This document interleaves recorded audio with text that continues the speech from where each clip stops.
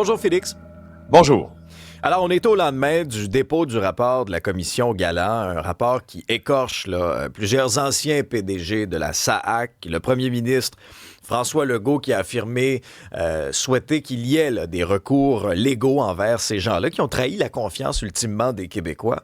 On en est où avec l'enquête de l'UPAC? Parce que c'est une chose d'avoir le rapport Galland sur les recommandations, mais quelle est la suite, là? Quelles sont les conséquences?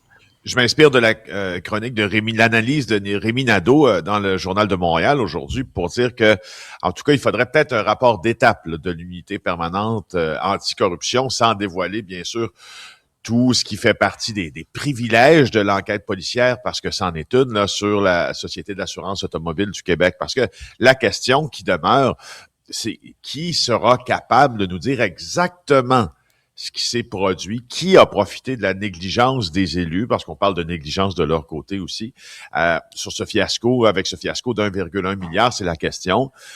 Et moi, je m'en pose une autre, tu sais.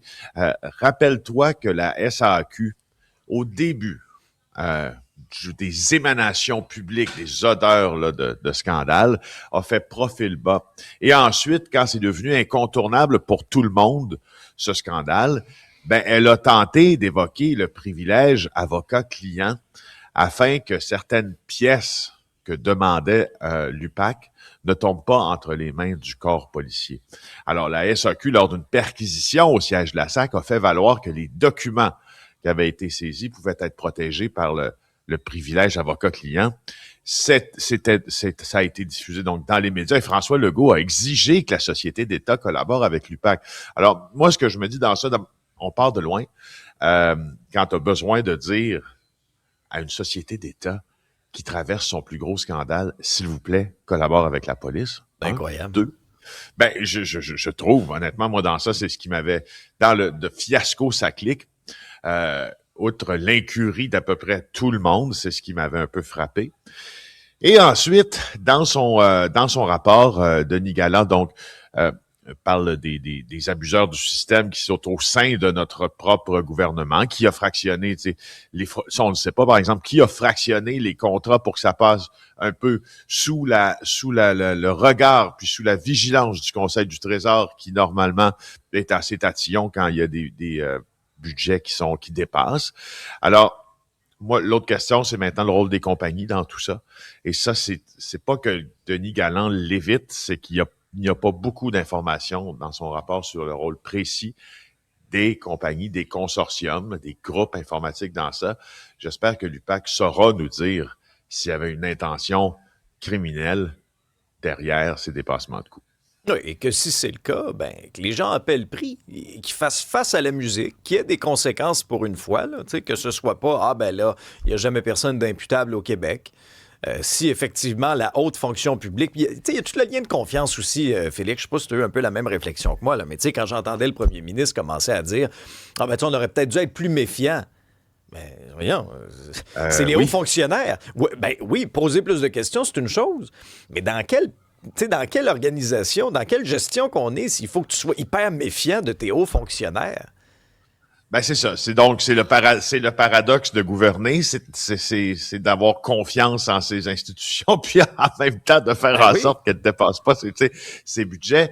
C'en est un véritable, mais je suis absolument d'accord avec ceci. Sauf que, je le répète, maintenant qu'on sait qu'une société d'État s'est comportée comme justement un État dans l'État, sans être redevable à personne, maintenant qu'on sait aussi que ceux qui étaient là à l'époque, les politiciens qui étaient en charge, les ministres à l'époque, ont un peu aussi failli à la tâche, là. Ils ont pas sciemment laissé tout ça aller, mais ils ont manqué de vigilance, ça c'est vrai. Et puis 3, il reste les compagnies. Alors, qu'est-ce que les compagnies? Est-ce que les compagnies, c'était quoi ce qui m'intéresse dans ça? C'est quoi le niveau de connaissance, d'une compagnie qui fait partie de ce grand ensemble-là, informatique, un SAP de ce monde ou d'autres, là, qui se disent, nous, on peut facturer. Il y a personne qui va poser de questions. Mon autre question, c'est, est-ce qu'il y a quelqu'un qui a dit à ces compagnies-là, une fois dans le processus, écoute, facturer, il n'y aura pas de problème? Très bon point. Hein? Puis cinquième question, Félix, il y en a-tu à plus petite échelle? Il y en a combien des petits sacliques à plus petite échelle dans les différentes autres organisations publiques? On tendra de se poser la question, à voir comment c'est géré. Un mot sur ces opérations antidrogue qui ont été menées dans les dernières semaines. On a ciblé les Hells Angels. On a des chiffres, on a des bilans là, de ce qui a été ciblé. Oui, c'est ça. Ben oui, parce qu'on en a parlé beaucoup depuis 2 semaines, en 2 phases d'une opération qui visait à stopper les activités d'un réseau, manifestement, qui importait, en tout cas selon la preuve de la police, là, des quantités phénoménales de drogue des pays du Sud et qui exportait du cannabis ailleurs. Donc, la drogue, la cocaïne arrive ici, entre autres, je dis cocaïne, mais d'autres drogues aussi. Et le cannabis quitte le Canada pour partir pour d'autres pays.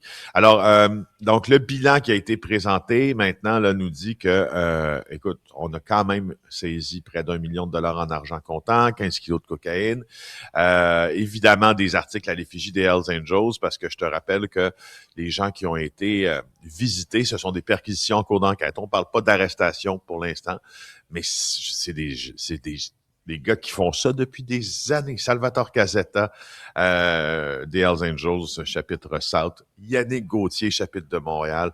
L'ancien Hells Angels de Mad, Michel Rose.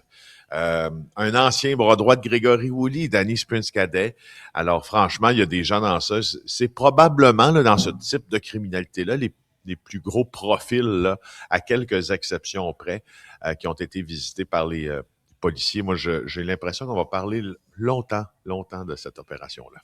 Merci beaucoup, Félix. Bonne journée à Au toi. revoir.